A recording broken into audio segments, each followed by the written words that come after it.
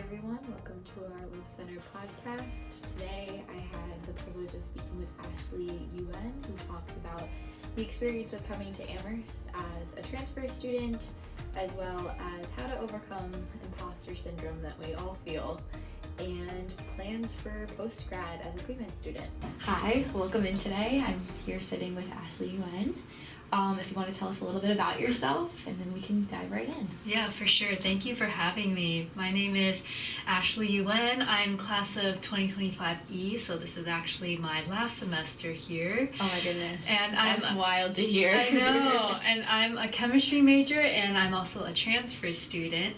And I'm involved in various things on campus. I'm a peer career advisor at the Loeb Center, so I help review students' resumes and cover letters for jobs and internships. And I am the business manager of the Zumbyes, which is an a cappella group on campus, so that's a pretty big involvement for me as well.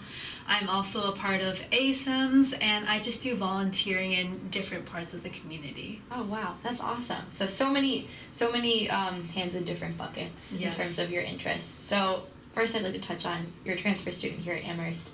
What was that process like for you? What was it like for you to decide to also, come to Amherst after, re-entering sort of the application portal? And so what was that experience like for you in general? Yeah, so I transferred from a community college in Southern California, and I was really interested in applying to liberal arts colleges in general because I really liked the smaller community and the ability to be able to be closer to your professors and your peers, so that really drew me to apply to places like Amherst, and I was really, really excited to be accepted here, and yeah, I was just ready to just jump right into it. I think that starting off at community college, it gave me a really strong basis in academics and kind of having a sense of what field I want to study and what I want to go into as well. So at Amherst, I was ready to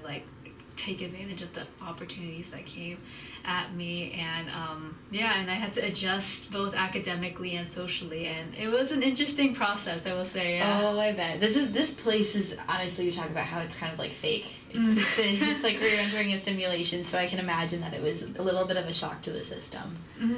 Yeah, but yeah, it was really unexpected.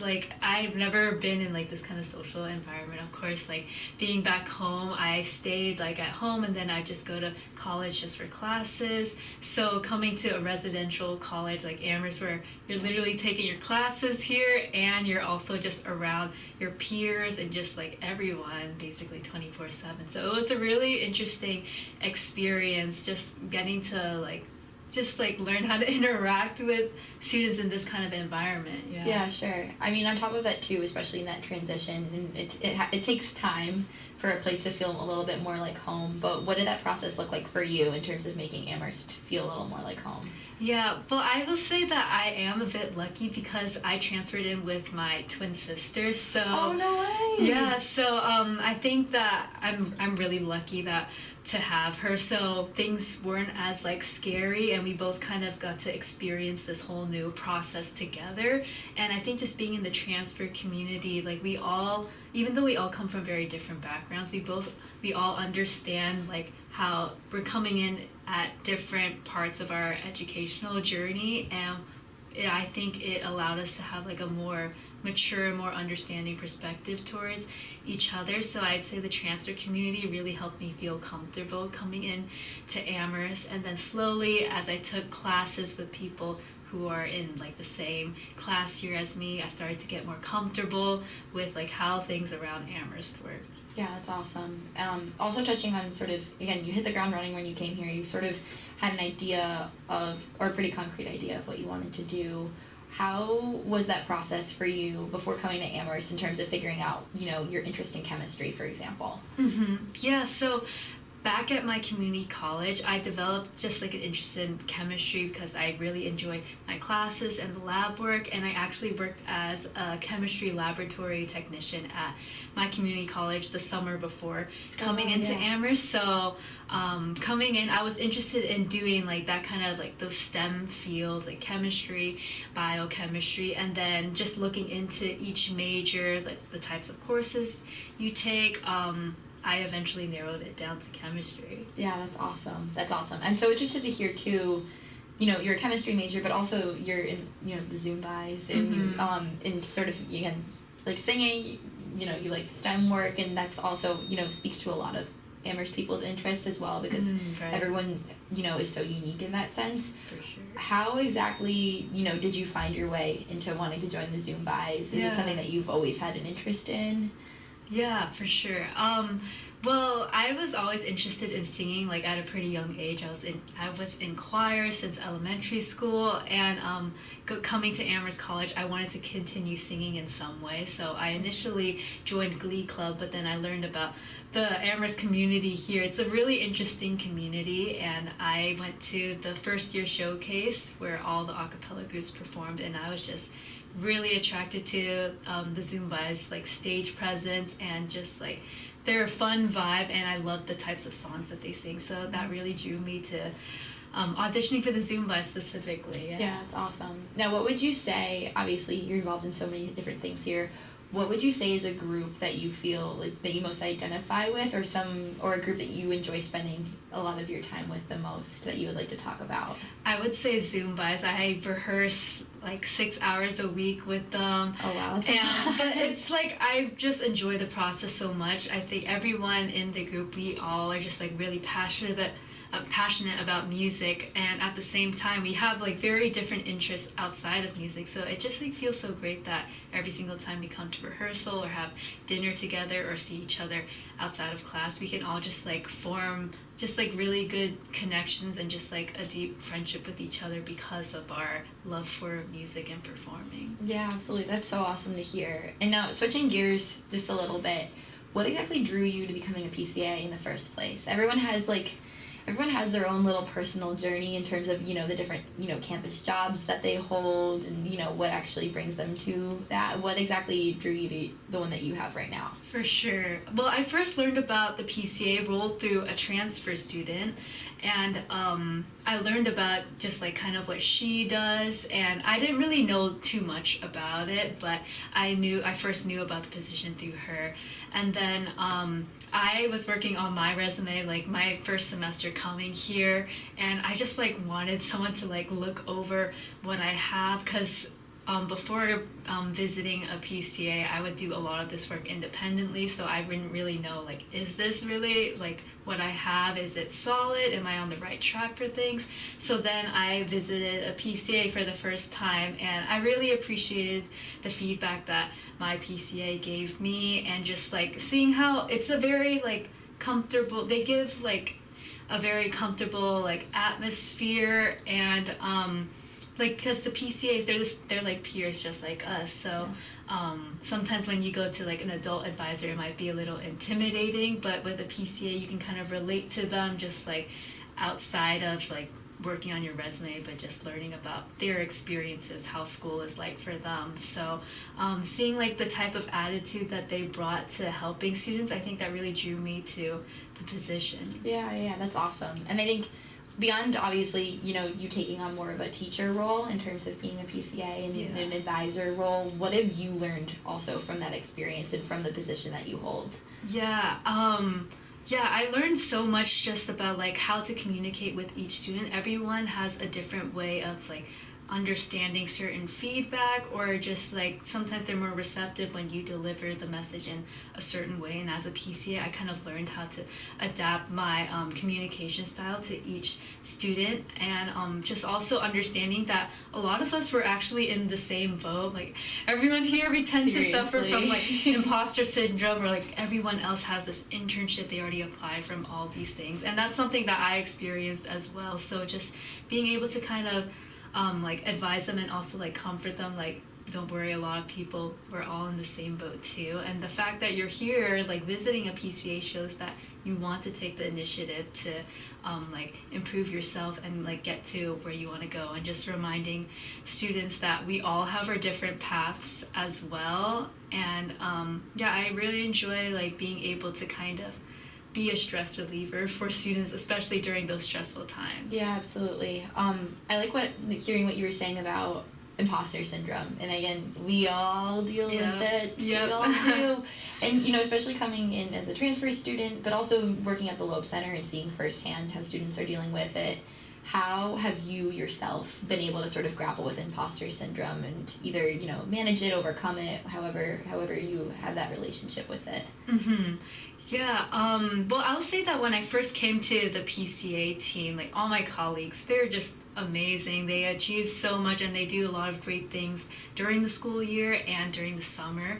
And I think being around that, it can be easy to feel intimidated, but at the same time, I'm just so inspired by what everyone does, and it really pushes me to kind of like go out of my comfort zone and do the best that I can to just improve myself and achieve my goals. So I think it's about like reframing your mindset. I think shifting it to a mindset of gratitude, that we're all so lucky to be at a place like Amherst where we have so many resources accessible to us, and people are very willing to help, and that, you know, things will be all right. You could talk to people about your experiences, and we're all willing to like reach out to each other and like make sure that, of course, like your mental health is super important. So even though we have all these applications, all these midterms, all these things to do, it's really important to like take care of your mental and physical health.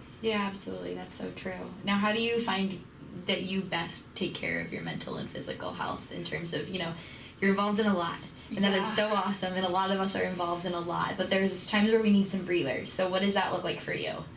Yeah, sometimes I just like go out on like evening walks with my sister. Just like being outside, it just helps clear my mind. Sometimes I do need to get better at that though, because we all gotta work at it. Yeah, but I think just like being outside, being around nature, it really helps to just like calm my mind. And I think spending some time like off my phone, off like electronics, it also like helps to declutter my mind, help my stress levels kind of go down, because we have just so much stimuli or so many things going into our heads. So I think putting those things aside and allowing your brain to kind of just like settle down and for yourself to take a deep breath, I think that's how I mainly kind of just, you know, put things into perspective and allow myself to calm down. That's good advice to hear. That's something I need to hear too, honestly. Amherst students, listen up. Yes. We have some good advice coming your way. Switching gears a little bit more, obviously you're a chemistry major. You're also involved in in ACEMS as well, which is you guys are like the superhumans of Amherst College. It's wild that you can even do 12-hour shifts. Oh yeah, it can be tough. Which is insane. Yes. What do you sort of envision yourself doing post-grad, or if you don't have plans as well, that's also great too. Like, what is that sort of exploration, or what does that exploration process look like for you? I'm interested in going to the medical field, specifically becoming a physician. So I'm kind of starting the process of applying for medical school, like doing more clinical experience besides doing ACEMS. And after I graduate this December, I do plan to definitely take on more clinical experience, like working as a medical assistant or a scribe, those things like that. And I think just doing those experiences will also just develop my understanding of the field and help me have just an even greater grasp of why I want to pursue this field. Yeah, that absolutely makes sense. Now, applying to med school is a doozy. Oh my gosh, I know that for sure. Two of my really good friends, one of them is in another program going to sort of DO school, and then another one of my friends is planning on applying to med school and taking a few years off before doing so. So what do you envision that process looking like for you? And obviously everyone has their own path and it requires a lot of self-reflection to do so. Mm-hmm. So could you, elaborate a little bit on that, what that's like for you? Yeah, so the medical school process, it's like a year-long process. So wow. Yeah, so I'm kind of like starting to just think about like just how I want to write my personal statement and various experiences here and there. And I've been in talks with the advisors at the Loeb Center, Dean Aronson and Becca Tischler. They're both like wonderful resources and just like wonderful people to talk to. So they kind of like, for pre-med students or people who are interested in applying to medical school or just the medical field in general, they really provide that guidance and just like help us to kind of like just start thinking, especially since it could be really overwhelming the more you push back everything. So Sure. I think they do a really good job in helping you to just like start thinking about things early so you won't be as stressed later on. So I'm currently starting that process, having a lot of introspection and reflection on the things I've done so far and how that's really inspired me to pursue the medical field. And after graduation, just doing more of that clinical experience once again to just like build a stronger foundation for why I want to go into medicine, but at the same time also just taking that time to just reflect on myself as a person. And I think that the Health Professions Committee especially emphasizes just like your growth as an individual. Like, yes, we are students here at Amherst College, we are pre-med students, but at the same time you are an individual. You are more than just the field you want to go into. So I definitely want to take more time to just like spend more time doing hobbies, just more volunteering and just like doing things that I won't get the chance to do like once I matriculate into medical school. Yeah, that absolutely makes sense. And that's really good advice to hear that I think a lot of us need to be reminded of sometimes. It's very easy to identify with your major or to identify with the profession that you want to be or become, right, versus, again, looking at the entire holistic version of who we are. And again, it's very easy for us to be involved in so many things, but only to identify with one thing rather than kind of zoom out and look at the big picture of who we are as people. So that's definitely something that's really important to hear. Right. Following up on that advice as we sort of close out this conversation, what do you have to say to current students at Amherst? What do you have to say to future students at Amherst about, maximizing your time here, both, obviously on like a personal level or on an academic level, and again, in all those facets that we're talking about? Yeah. Well, I would say, coming into college, like, feel free to just explore all the opportunities, like, that Amherst has to offer. Look into the Loeb Center, look at the various clubs, all these different resources, and don't be afraid to reach out to people. Don't be afraid to just, like, shoot an email to people. I know, like, sometimes that could be really intimidating, just email some person you have no idea, but most of the times people will respond to you and be willing to help. So I just say like that first step is always the scariest. Like reaching out is always the scariest part. But once you take that first step, you get the ball rolling and things don't seem as scary as you think they might. So I'd say just to students, don't be afraid to take the first step. And as you explore other opportunities, also just take in mind that you only have so much time here at Amherst. So I'd say just really think about the activities you really want to go deep into and be passionate about. And I personally think it's better to maybe like prioritize a few activities rather than spreading yourself so thin and doing multiple at the same time. And just take time to just take care of yourself also, and like it's okay if you feel overwhelmed with so many different things. If you need to, just like take a break, just prioritize like your mental health and your emotional state, because like if you're not in a good mental state, you won't be able to do the other things that you care about. And I'd say maybe one last piece of advice is like, don't think so much about what other people are doing. Everyone is in the same boat. Everyone else is stressed about themselves and what other people are doing. And so I'd say just focus on your own journey literally everyone has their own path, and no one has the same path. And you shouldn't want to have the same path as someone. Focus on your own individual growth and introspection. Yeah, that's amazing advice. I appreciate you saying that. I think one thing too is that Amherst students are so willing to talk to other people. Like, there's a lot of empathy here and a lot of, you know, willingness and like friendliness in people here because we're such a small school. But on top of that too, to kind of add to what you were saying, something that I heard from an older student who, and a professor told them this, was that in terms of, you know, making sure that you're not overwhelming yourself, is that you have time for 7 things.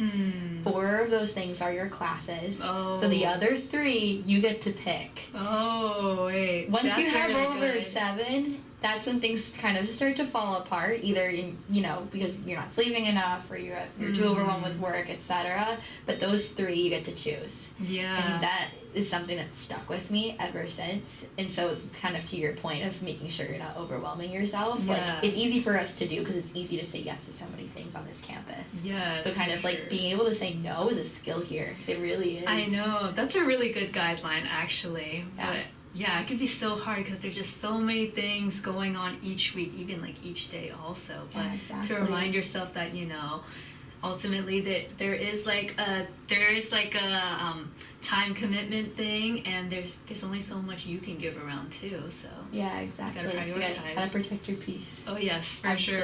Absolutely. Well, thank you so much for this conversation. It's been absolutely fantastic.